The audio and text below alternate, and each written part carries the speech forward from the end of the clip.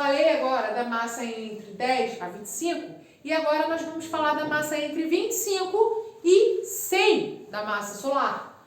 Estrelas extremamente massivas com essa massa entre 25 a 100 da massa solar, ela torna-se uma supernova e seu núcleo supermassivo colapsa até formar um buraco negro. Aí aqui na sua imagem, lá no seu livro, você percebe que ele está distinguindo certinho o que a gente acabou de falar. Repare, uma protoestrela com hidrogênio e hélio, né, com os gases hidrogênio e hélio. O hidrogênio funde-se formando o hélio. O hidrogênio se concentra na parte superficial da estrela e o hélio no seu núcleo, por ser mais pesado que o hidrogênio. Nas etapas até o estágio final, elas estão numa gigante vermelha com núcleo de hélio e a anã branca com núcleo de hélio. Já a massa entre 45, né, entre o 0,45 e 8, vocês percebem que essa estrela com o núcleo de hidrogênio, com o núcleo de hélio e a sua superfície de hidrogênio, ela se torna uma gigante vermelha com o núcleo de hélio, supergigante vermelha com superfície de hélio e núcleo com carbono e oxigênio, formando uma nebulosa planetária e tornando-se uma anã branca com um núcleo de carbono e oxigênio. Próxima etapa, essa estrela ela tem a sua superfície de hidrogênio e o núcleo de hélio. Passando para a próxima etapa, ela vai fundindo o seu hélio em carbono, oxigênio, sódio, magnésio, silício e enxofre, tornando-se uma supernova com o seu núcleo formado de formado de ferro. O ferro necessita uma grande energia para ser fundido, então ele não consegue ser fundido por ser um metal, tornando-se no estágio final estrela de nêutrons. E a última, que é o que acabamos de falar, da massa entre 25 a 100, tá? Essa tem um núcleo de hélio, a superfície de hélio, o núcleo de hélio e a parte superficial de hidrogênio, e passa a supernova, gerando no final, estágio final, buraco negro. Mas o que seria buraco negro, professora? Bem, o que é um buraco negro? Nada mais é que o estágio final de uma estrela, né? Quando uma estrela morre. Então, trata-se de certas regiões do espaço onde a gravidade puxa de uma forma tão absurda que nem mesmo a luz escapa desses monstros espaciais. Por isso, você não consegue enxergar nenhum deles, pois eles são invisíveis. A formação de um buraco negro acontece quando uma grande estrela morre e simplesmente ela é implodida. Explosão e implosão. Explosão, você vê lançamento de vários detritos, né? E implosão para dentro.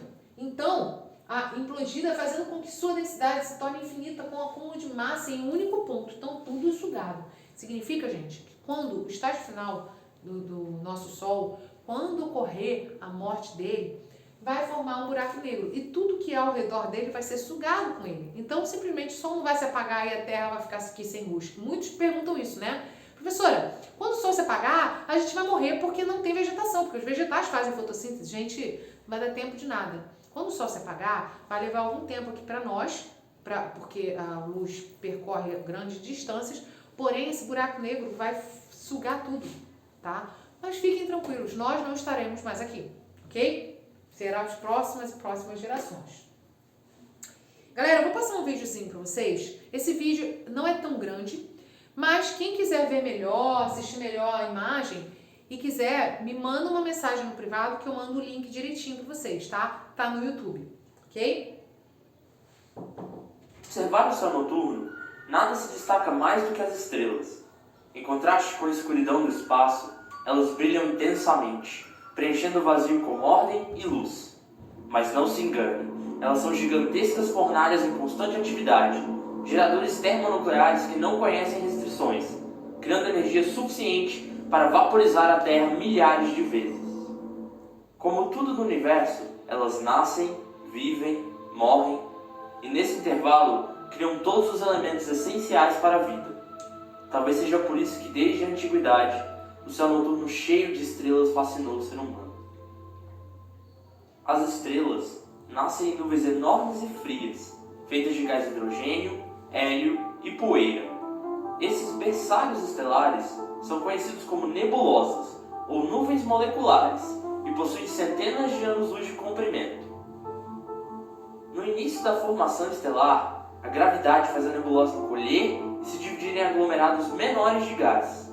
À medida que o gás se condensa nesses aglomerados, a temperatura e a pressão vão subindo, até o ponto em que os átomos de hidrogênio se fundem, formando átomos de hélio, com grande liberação de energia. Esse processo é chamado de fusão termonuclear, e é ele que define uma estrela. Antes da fusão começar, nos referimos ao agregado de gases como protoestrela e depois como estrela da sequência principal. Como a gravidade faz as estrelas se contraírem, para que ela não entre em colapso, o processo de fusão deve continuar gerando energia e fazendo pressão contra a gravidade. É esse cabo de guerra entre as duas forças que mantém o astro estável. A nossa estrela, o Sol, é uma grande bola de gás incandescente, em equilíbrio entre a expansão do gás no seu centro e a ação gravitacional. Uma estrela como essa leva milhões de anos para amadurecer, e o seu tempo de vida é aproximadamente 10 bilhões de anos. Desse modo, dizemos que o Sol é uma estrela de meia-idade, pois já existe há aproximadamente 4,5 bilhões de anos. No início da vida, a maioria das estrelas apresentam um disco de gás e poeira ao seu redor. Isso acontece porque quando a nebulosa começa a se contrair e girar para formar estrela, ela se achata em um plano. Com o passar do tempo, o material desse disco é expelido, mas a partir dele, planetas podem se formar nos arredores da estrela.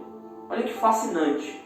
Na região onde hoje existe o sistema solar, havia anteriormente uma nebulosa gigante, que ao colapsar deu origem ao Sol e posteriormente ao conjunto de planetas que o acompanham.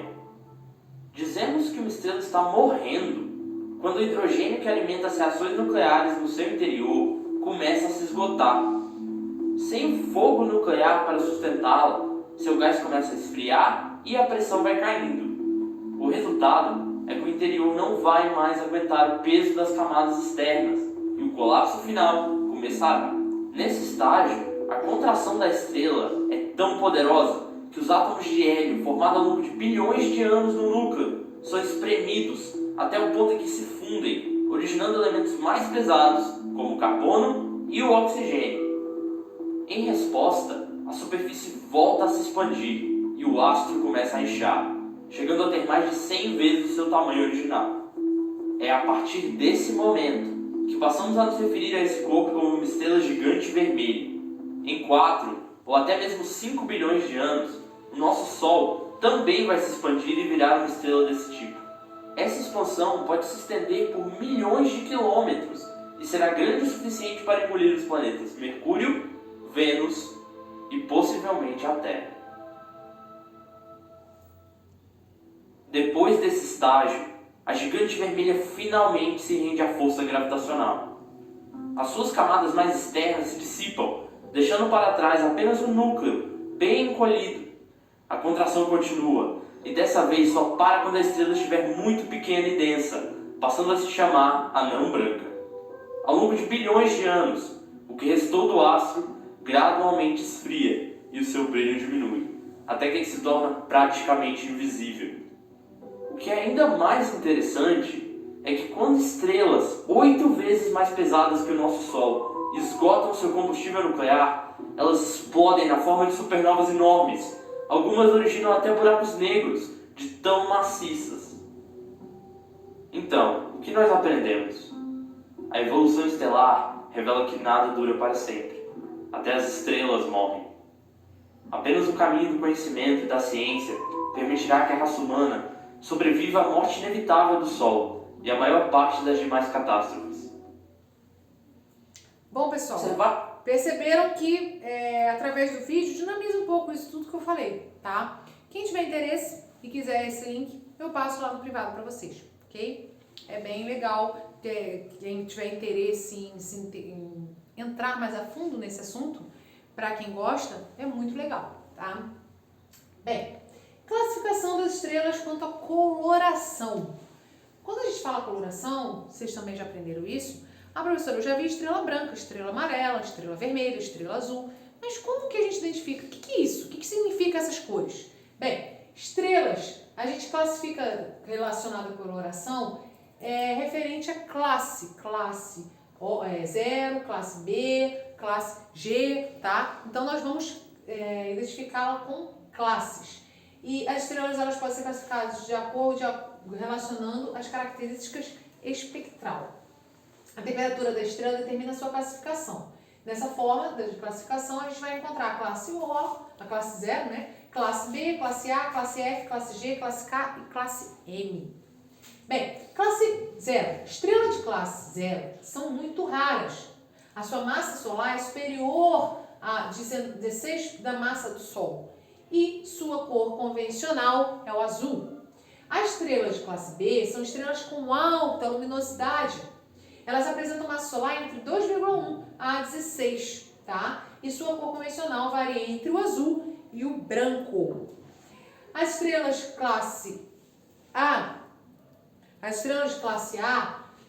representam uma grande parte das estrelas de céu vistas a olho nu. Lembrando que essas estrelas que nós vemos aqui a olho nu, sem ser o Sol, não estão no nosso sistema solar, tá? Lembrando, nosso sistema solar só tem uma estrela, o Sol. A massa solar entre 1,4 a 2,1 e sua cor convencional é o branco, é aquelas estrelas que nós conseguimos ver daqui da Terra. Estrelas de classe F são estrelas de massa solar entre 1,04 e 1,4. Sua cor convencional é o branco. Classe G, que é a classe do nosso Sol, da nossa estrela. O nosso Sol faz parte dessa classe, massa solar entre 0,8 a 1,04 e sua cor convencional é o amarelo. Então, repara que as classes são diferentes das estrelas que a gente vê fora do nosso sistema solar e a estrela Sol, ok? Estrelas de classe K são estrelas gigantes e supergigantes. Sua massa solar varia entre 0,45 a 0,8. Sua cor convencional é o laranja. E as estrelas de classe M, que são as estrelas mais numerosas no céu. Ela tem uma massa inferior a 0,45. Sua cor convencional é o vermelho. E aí, pelo espectro de cor, vocês percebem que ele está demonstrando, relacionando exatamente a temperatura e a luminosidade, tá? E ele está demonstrando as variações espectral das estrelas. E ele está dando exemplo de algumas estrelas aqui, como o Sol e Antares. Galera, então é isso. Nesse momento a gente encerra essa aula. Vocês vão fazer as atividades da página 23, lá do seu livro didático, e a página 8 até a 11 do seu livrinho de atividades. Então é isso, a gente encerra por aqui. Até a próxima aula.